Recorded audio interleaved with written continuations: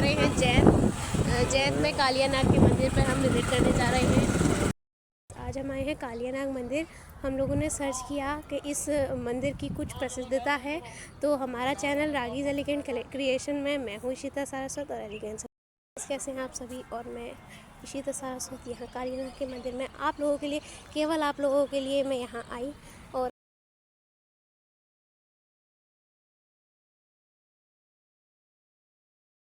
This is known as the gufa of Bakasur. ये हमने यहाँ पर आके पता लगाया है। ये बकासुर की गुफा है।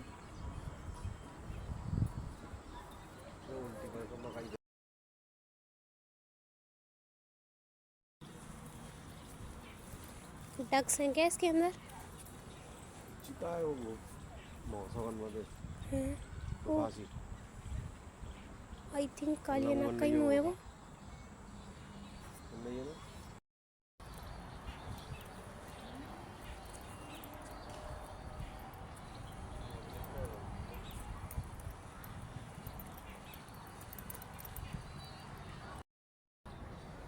सौवर ऋषि नाम के महात्मा थे।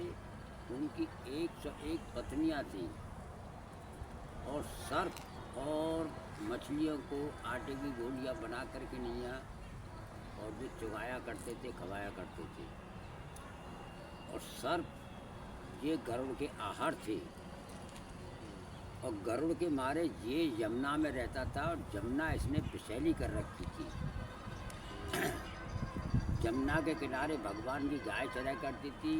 ब्रजवासी यमुना जल पिया करते तो वो अनर्थ हो जाया करते, मर जाया करते। जब भगवान एक दिन अपने ग्वाल वाल और सखा श्री दामा से बोले कि आज चलो बॉल का खेल खेलेंगे यमुना किनारे। जब बॉल खेलने के लिए गए भगवान, बॉल को खेलते खेलते यमुना में डाल रही। श्री दामा और ग्वाल वाल सभी सखा बोले भगवान तुम हमारी बॉल दो, तुमने यमुना में गिर दी। मान कि मैं तुमको दूसरी दे दूंगा, मैया से बनवा के दे दूंगा या बाजार से नई गेंद ला के दे दूंगा, पर नहीं, हमें तो वही बॉल चाहिए। तब फिर बॉल के लिए भगवान कदम के पेड़ पे चढ़ के नैया यमुना में छलांग मारी। इसके पास पहुँचे तो सो रहा था। इसकी 2 पत्नी थी। पत्नी बोली बालक तू कहाँ से आया, कौन है, बड़ा सुंदर बालक है। अगर हमारा पति जग गया तुझे परेशान करेगा, मारेगा, सतावेगा। मान के नहीं, तुम इसे जगाओ। जो उन्होंने नहीं जगाया, भगवान ने उसको पैर का अंगूठा लगा के नहीं स्वयं जगाया। जगते इसने फुसकार मारी। फुसकार से भगवान सामने पड़ गए। भगवान को क्रोध आया। क्रोध में आकर के इनसे लड़ाई लड़ी। जब लड़ते लड़ते ये परेशान होने लगा। 3 रात और 3 दिन बीत गए। जब युद्ध में हार मानने लगा ज़्यादा, तो इसकी पत्नियां बोली मान कि हमारे सुहाग को तुम मारो मत। और ठीक है, मैं मारूंगा नहीं, लेकिन तुमको ये जगह छोड़नी पड़ेगी। तुमसे मेरी गाय, बस तुम जाओ रमणप द्वीप। तो वहाँ जाऊँगा तो मुझे गरुड़ जी सताएंगे, उनके मारे में इसमें छिपा हुआ हूँ।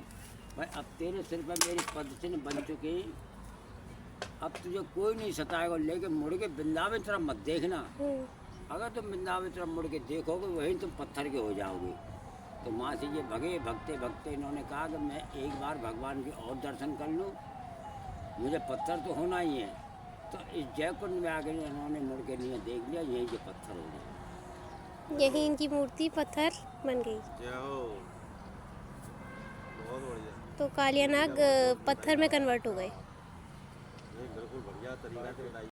प्रसिद्धता के बारे में हम यहाँ के लोगों से पूछते हैं कि आखिर ये जो कालिया नाग मंदिर है, इसकी क्या प्रसिद्धताएँ हैं, क्या किस तरीके से ये कालिया नाग मंदिर बना। आइए थोड़े सवाल उनसे करें। इस आपके लिए मैंने इतनी मेहनत की, मैं मथुरा से वृंदावन आई, जैता ही हूँ। अब 1 सब्सक्राइब तो बनता है यार।